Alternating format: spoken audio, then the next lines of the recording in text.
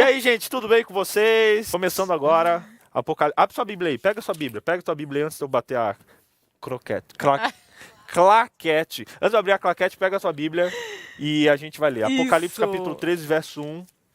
Começou. Vamos lá. PJ. Apocalipse 13, verso 1. Antes de descobrir qual é a marca da besta, a gente tem que saber quem é a besta. Exatamente. Então vamos entender um pouco melhor isso aí. Abre lá, Apocalipse capítulo 3, verso 1.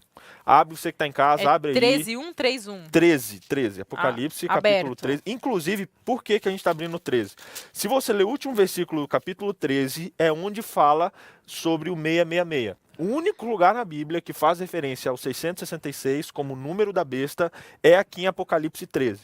E a Bíblia, Jennifer, a gente tem que estudar o contexto. Às vezes a gente pega uma frase, uma linha, uma palavra e quer fazer daquilo uma verdade sem entender o contexto com que ela foi colocada. Então, um texto, olha que legal essa frase, hein? Um texto fora do pretexto se torna... Não, peraí. Um texto fora Vai sair, do galera, contexto calma. se torna um pretexto. Aê! Eu que Quem fiz inventou essa essa frase? Foi você? Um texto fora do contexto se torna um pretexto. Aí você posta e coloca hashtag Último Império. É isso aí. Mas Vai não ganhar fui eu. brinde. Não fui eu que inventei. Não foi? Mas depois eu falo. Foi meu professor, Não. mas tudo bem. Então a gente sempre tem que olhar o contexto. No verso 18, verso 13, diz assim, olha, aqui está a sabedoria. Aquele que tem entendimento, calcule o número da besta, pois é número de homem. Ora, esse número é 666. Que número é esse? O que isso faz referência? Vamos entender lendo o contexto do capítulo, especialmente o começo. Tá? Vamos lá. Capítulo 13, verso 1. Quem é a besta? Quem é a besta? Vamos entender melhor isso aqui agora. Lê pra gente, Jennifer, Apocalipse, capítulo 13, versículo 1. Vai lá. Vi emergir do mar uma besta que tinha 10 chifres e 7 cabeças. E Ok. sobre os chifres, 10 diademas. E sobre as cabeças, nomes de blasfêmia. Olha que interessante. Aqui fala da primeira besta. São duas bestas, na verdade, que a gente vai ver nesse capítulo. A besta que emerge do mar e a besta que emerge da terra. Essa besta que emerge do mar, vamos entender um pouco melhor quem é ela. Aqui começa dizendo assim, ó, de onde ela veio? Eu já dei a resposta, Do mas... mar, né? Do mar. O que significa mar em profecia? Mar em profecia significa pessoas, povos. Tem até uma referência lá em Apocalipse 17, verso 15. Depois você pode olhar em outros textos que mostram que sempre em linguagem profética, quando aparece a palavra mar numa profecia, ela faz referência a povos. Ou seja, essa besta, ela saiu do meio de um povo, do meio de muita gente. E sempre também que aparece besta, a besta ela é uma referência a um reino, a um povo, a uma instituição. Então, lá em Daniel já foi falado disso, de bestas que elas significam reinos. E muitas pessoas confundem a besta com o dragão. Não, é São diferente, duas diferente. simbologias diferentes. Diferente, é melhor Importante explicar. esclarecer Dragão isso. é muito claro, é Satanás. O inimigo do povo de Deus é o dragão. A besta, na verdade, as duas bestas são instrumentos que o dragão Satanás usa para tentar levar os filhos de Deus para o lado dele. Entendeu? E a besta, ela sempre é ou um poder, ou um reino, ou alguma instituição que o inimigo usa. Essa besta, essa instituição, você vê que ela saiu do mar, saiu de um local que tinha muita gente. E aqui tem outro detalhe dela também, olha. Ela tinha 7 cabeças. Não dá para a gente aprofundar tudo aqui, mas só dando uma resumida, nessa época em que o texto foi escrito, a área onde eles habitavam era mais ou menos ali onde fica hoje a Europa, a Mesopotâmia. Então, toda a terra conhecida era aquilo ali. Não tinha ninguém nas Américas, não tinham chegado ainda lá a África, sabe? Aquilo ali era o lugar onde o pessoal habitava na época. Então, onde tinha gente era ali. Então, essa besta com certeza ia sair daquela região, da região da Europa. E se você for olhar e ver até essa referência a 7 cabeças, é uma referência clara a uma cidade que contém 7 montanhas. É conhecida até como a cidade das 7 colinas. Então, assim, pouco a pouco a gente vai entendendo. Peraí, um lugar onde tem muita gente, vai sair uma instituição. Esse lugar ele tem 7 colinas, é conhecido até como a cidade das 7 colinas. Veio do lugar onde tinha muita gente naquela época, que era a Europa. E se você entrar no Google aí e digitar cidade das 7 colinas, que cidade é reconhecida como essa cidade, você vai ver que é a cidade chamada Roma. Roma, a capital ali da Itália. Então, assim, já vai dando algumas pistas pra gente. Essa besta, ela ia se levantar de Roma, ia ali ter muito poder, BJ, ia ser isso uma tá muito instituição. claro, né? Muito Nas claro, profecias, muito claro. ela é muito clara e muito certa sobre isso. Não há como duvidar. Sim, e ele continua dizendo, olha que interessante, pastor, mas de onde você tirou isso, tá? Olha, diz que ele fala blasfêmias. Agora, se a gente for lá no verso 5, Pega aí a Bíblia, em capítulo 13, verso 5. Vocês vão ver que eu não estou tirando coisa da minha cabeça. O que está escrito no verso 5, Jennifer? Foi-lhe dado uma boca que proferia arrogâncias e blasfêmias, e autoridade para agir 42 meses. Olha só. Que é o que a gente já falou Lembra ontem, que a gente estudou né? ontem? Exatamente. Gente, a profecia ela se casa, ela vai se encaixando. Então diz que essa primeira besta, ela falava blasfêmias contra Deus e foi dado para ela o poder para reinar e falar essas blasfêmias durante 42 meses. Que ontem a gente descobriu que 42 meses, 1.260 anos. 42 E vezes durante esses 1.260 anos, um poder se levantou, que é a besta, e subjugou os cristãos. E Sim. qual poder que era?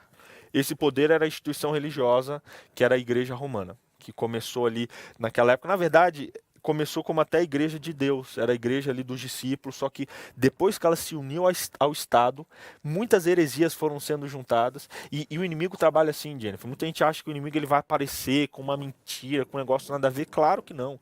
Ele pega a verdade, ele distorce, coloca um detalhe, uma coisinha apenas para mudar e para enganar todo mundo. E é isso que a besta faz. Então é muito interessante. E aqui, olha, até completa o verso 6 assim: e abriu a boca de blasfêmias contra Deus para difamar o nome e difamar o tabernáculo. Você lembra que ontem a gente falou? A outra profecia diz que nesses 1260 anos isso ia difamar o nome de Deus, ou seja, ia querer ser igual a Deus, e ia difamar o tabernáculo de Deus, ou seja, com a autoridade de perdoar pecados. Então assim, eu sei que pode estar parecendo um pouco complexo, mas qualquer dúvida, assiste o vídeo de ontem que você vai entender melhor como Apocalipse, uma coisa está ligada com a outra. Muito Então, bem resumindo, a primeira besta é uma besta que saiu de Roma, como a gente viu no verso 1, e é a besta que teve esse período histórico aí que fugiu, tal, ou seja, é um poder que saiu de Roma, que foi a Igreja Apostólica Romana que foi criada e que durante muito tempo perseguiu os cristãos. Então é um poder que o inimigo vai usar no fim dos tempos novamente para poder tentar conquistar e ganhar espaço de novo. Até porque aqui diz, olha, que no verso 3, eu vou ler para comprovar isso aqui, olha, verso 3. Então vi uma de suas cabeças como golpeada de morte, mas essa ferida mortal foi curada e toda a terra se maravilhou segundo a besta. Você lembra que no final da profecia dos 1260 anos, essa instituição foi golpeada, ou seja, o líder religioso foi preso, o Papa foi preso, e ela deixou de ser a única religião oficial, ou seja, foi um golpe mortal. Ele praticamente acabou com a igreja. Depois ela se levantou, ok? Só que essa foi a ferida mortal que aconteceu. Só que na profecia está dizendo que essa mesma instituição religiosa, a Igreja Romana, que teve o seu império por um tempo, acabou, agora está voltando aos poucos, ela vai ser usada pelo inimigo de novo e vai nos últimos tempos aí perseguir o povo de Deus mais uma vez, assim como aconteceu ali na Idade Média. BJ, sobre isso, tem algum versículo que nos mostra claramente que isso aconteceu e vai acontecer de novo pela mesma besta? Olha, aqui está dizendo que depois disso, o próprio verso 3 ele diz isso. Quando diz aqui que essa besta recebeu um golpe mortal e foi curada, e toda a terra se maravilhou, segundo a besta, já deixa isso muito claro. Então, Apocalipse 13, capítulo 13, versículo 3, realmente comprova toda essa explicação do BJ. Comprova, então, porque aqui fala que ela teve esse momento que foi tirado o poder dela, mas está dizendo que em um momento essa ferida vai ser curada. Ou seja, ela vai receber o seu poder de novo e todo mundo vai se maravilhar com a besta mais uma vez. Então, primeira besta. É um poder religioso que começou em Roma, que é a Igreja Romana, segundo o que a gente leu no verso 3. Resumindo, você pode se aprofundar em casa. Esse assunto é muito um assunto muito intrigante, né, BJ? E eu quero, antes da gente até dar um pause, dar uma pitadinha sobre a segunda besta. Que fala aqui, olha, no próprio capítulo 13, no verso 11, que é a besta que emerge da terra, que é um outro instrumento que o inimigo vai usar também no tempo do fim. Então, olha só, pessoal, pausa aqui. Uma besta vai emergir da terra e outra besta do mar. A do mar nós já entendemos que é uma instituição. É algo que se levanta e essa mesma besta, inclusive, já atingiu a terra, já subjugou o povo de Deus. Agora nós vamos entender um pouco mais sobre essa segunda besta. Muito bem, BJ, agora vamos lá. Vai lá, falamos da besta do mar. Exatamente. E agora a besta da terra. Terra em profecia, se mar é um lugar que tem muita gente, a terra não tem nada de água. Então é um lugar onde não teria gente nenhuma. Essa besta, se você olhar aí no capítulo 13, no verso 11, fala que ela veio da terra. Ou seja, veio de um lugar que não tinha água, não tinha povos. Ela começou num lugar inóspito, num lugar desabitado. E ali diz que ela possuía 2 chifres, que ela parecia um cordeiro, só que falava como um dragão. Olha que aqui Então tá algumas pitadas. eu sinto que essa besta ela viria mesmo para enganar. Para enganar, Esse é o com certeza, objetivo. com certeza. Inclusive a primeira e a segunda, né? Que Sim. foi o que fez com os cristãos, né? A primeira besta enganou. A segunda mais ainda. E a primeira besta, ela veio do mar, ela veio de uma região povoada, veio de Roma, do coração da Europa. Agora essa aqui não, veio de um lugar novo. E se você estudar na história quais lugares novos ali, de onde veio, você vai ver que isso tem a ver até com o nosso continente, na verdade com a América do Norte, que era um local inóspito, onde começou a ser habitado. E aqui, essa segunda besta fala que ela vai falar como parecendo um cordeiro, sabe? Só que lá no fundo ela vai ser um dragão. E sabe, eu vou até adiantar a história por causa do nosso tempo. Isso aqui é uma referência clara a um poder político que é os Estados Unidos da América. Por quê?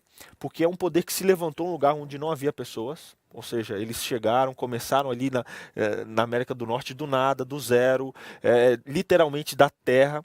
E esse poder, ele hoje se prega muito a liberdade religiosa, eles ensinam muito que, poxa, todas as religiões são aceitas, e realmente é assim lá hoje. Só que ele fala como cordeiro, só que a Bíblia é muito clara em dizer que no final, essas duas bestas vão se unir e elas vão atacar o povo de Deus. Ou seja, essa besta que fala como cordeiro, no fundo, aqui diz que ela vai ser usada pelo dragão.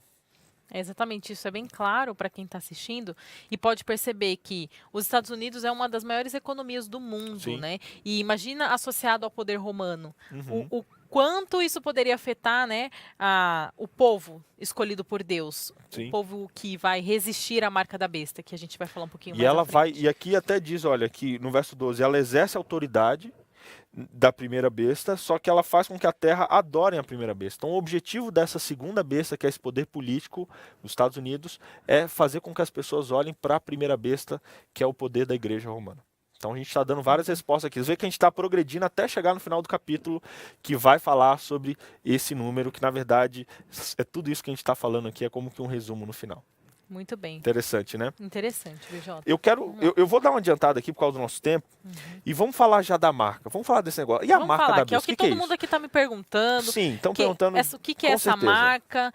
Em quem vai ficar essa marca? O que vai acontecer quem não quiser ter a marca? A gente falou, Dina, a gente já comentou isso, que o inimigo ele trabalha com contrafações. O inimigo ele nunca vai fazer um negócio nada a ver. Não, ele pega a verdade, ele maqueia essa verdade para parecer uma mais ou menos verdade. Só que a verdade, com um pedacinho de mentira, já não é mais verdade.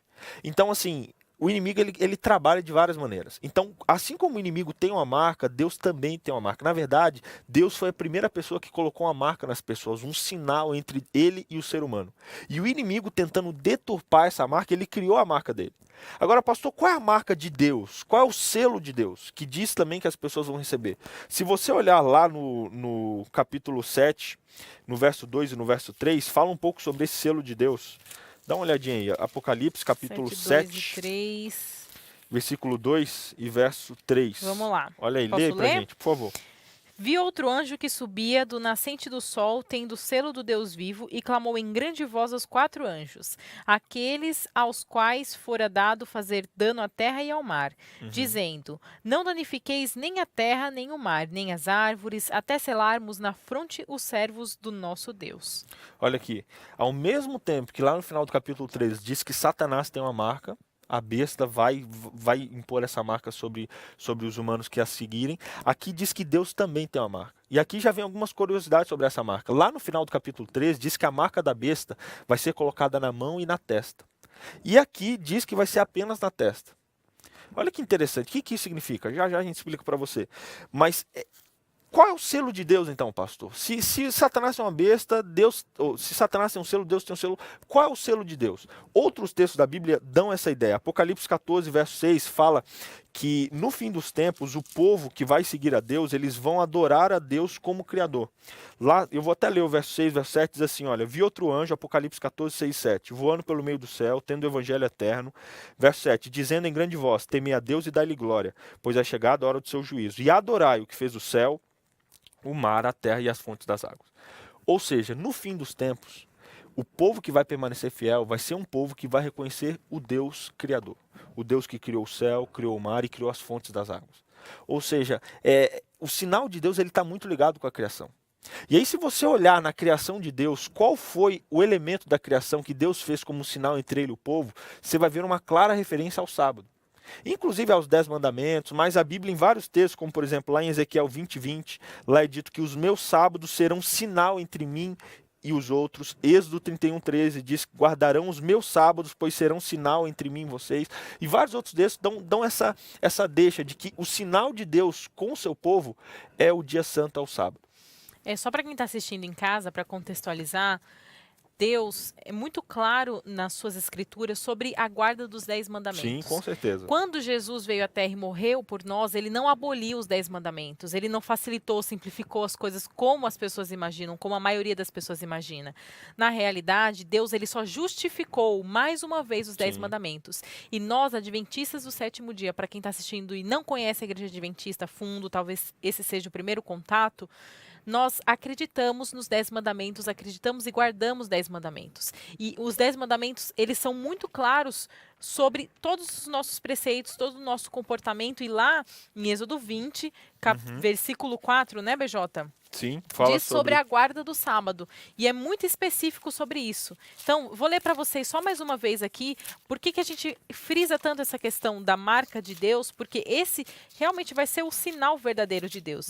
Então, lá em Êxodo 20, versículo 4, BJ, diz o quê? Diz assim, olha... Êxodo 20, na verdade, verso 8. Isso, perdão. Lembra-te do dia de sábado para o santificar. 6 dias trabalharás e fará toda a tua obra, mas o sétimo dia é o sábado do Senhor teu Deus. Não farás nenhum trabalho, nem tu, nem teu filho, nem tua filha, nem teu servo, nem tua serva, nem o animal e nem o forasteiro das tuas portas para dentro. Porque em 6 dias fez o Senhor os céus, a terra e o mar e tudo que neles há. E no sétimo dia descansou. E por isso o Senhor abençoou o dia de sábado e o santificou. Ou seja, tornou santo. Então, fica até o convite para você que está assistindo a gente se aprofundar nesse assunto. Você vai ver que é muito claro isso. Então, o selo de Deus é um dia especial que ele separou para os seus filhos guardarem. É como que a marca dele, o sinal dele. Os que aceitarem Jesus, eles vão ter a consciência, vão ter essa marca na testa, não como um símbolo, não como um 7 aqui escrito, Tem não. muito a ver com comportamento, Comportamento, com a nossa razão. Aonde está o centro das nossas decisões? Aqui. No nosso cérebro, sabe? Então, uma marca na testa significa que com a consciência, claramente, eles vão guardar e vão seguir esse mandamento que foi dado, que especialmente é o selo de Deus, é a marca de Deus, o sinal dele na gente, nos salvos, é a guarda do sábado. Amém. Então, vocês entenderam que esse é o sinal de Deus. Agora, BJ, sobre o sinal da besta. Já que para Deus, o sinal dele com o seu povo é um dia, Satanás também usou isso para poder... escolher o seu povo, para poder marcar o seu povo. Satanás ele trabalha com contrafações. Tanto é que a própria instituição religiosa, que é a primeira besta, assim que ela assumiu o poder, ela começou a mudar os tempos e a lei, assim como já estava dito na profecia.